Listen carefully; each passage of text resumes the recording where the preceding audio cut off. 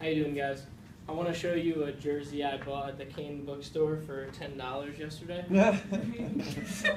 Professor, do you think you should get some money from this? Yeah. I think everyone here can agree that we should all reap some benefit from something being sold with our name on it. I'm Dan, and I'm here to talk to you about college player salaries, and more specifically, the NCAA should grant Division I athletes a 10-cent royalty on all merchandise, games, clothing, etc. that displays the athletes' names. All of us here are college students. We know how hard it can be to work a job and go to school and how tight money can be. The ramen noodle analogy totally fits the bill. Even one of us has a son that plays Division I college athletics. She's not here. We know the struggle college kids go through, and especially the athletes go through, for all the athletes in the room. Personally, I've done research behind the financial aspect of the college athletic world, and I've realized that it is truly a nationwide industry. So let's spend the next few minutes discussing the problems these athletes face financially and why this royalty would greatly benefit the athletes. The two main problems surrounding college athletics being paid are the time they put into their sport and the impossibility to earn money for them, and the sheer amount of money these college programs make off them. Let's begin by explaining the workload college athletes undergo and the toll it has on their life.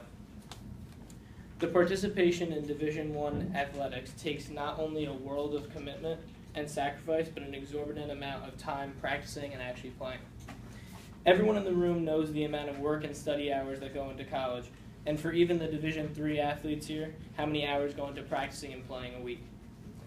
College student athletes may spend more than 40 hours a week practicing, leaving little time to keep up with academic commitments, according to a recent lawsuit against the University of North Carolina, Chapel Hill, and the NCAA, the organization that governs college sports.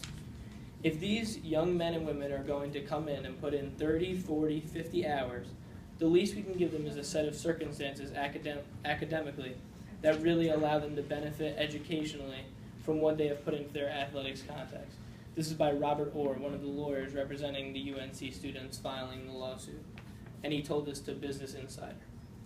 According to a CNBC statistic, there are only 59 available hours in a week with proper sleep and athletic time for these athletes, and the average college student spends 25 hours a week actually in class.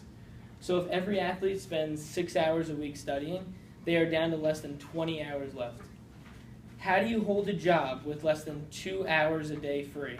How do you make money, drive a car, eat, or buy anything outside of a cafeteria?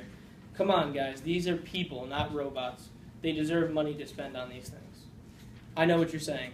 Why pay them if they all have scholarship and getting a free education? Why should they be paid extra? College athletics do offer free tuitions ranging upwards to $50,000, $60,000 a year, including a meal plan and dorming arrangements.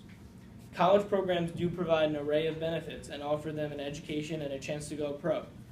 But what is the value of an education when the majority of D1 athletes, 54%, go pro within their first 2 or 3 years? This is not enough time to earn a degree, and their education is thus wasted. Although colleges provide these students with the necessities, most Division I college athletes come from poverty-stricken neighborhoods, and one can not only afford a car, other luxuries, or basically a coffee from Dunkin' Donuts, they must also watch their parents struggle and be broke while they also make no money throughout college. And more importantly, while these college students and parents are going broke, major college athletic programs are reaping all the benefits and grossing unimaginable profits off the hard work of these players. Major college programs can make a huge profit off of their athletes and pay their coaches a large amount while paying their players nothing. I know we've all had those jobs where we're working our butts off on the floor, working the customers, and you see your big boss roll up in a flashy car and Rolex and sit down and relax, and you think to yourself, but I'm making him all the money. According to a report by USA Today, the National College Athletic Association raked in $989 million during the 2014 fiscal year, just barely missing the $1 million mark. How much of that money went to the athletes who put in their time, sweat, effort, and life into such programs?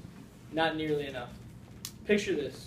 It's a cool November night in Tuscaloosa, Alabama, at D'O'Brien Stadium, where the University of Alabama Crimson Tide team plays.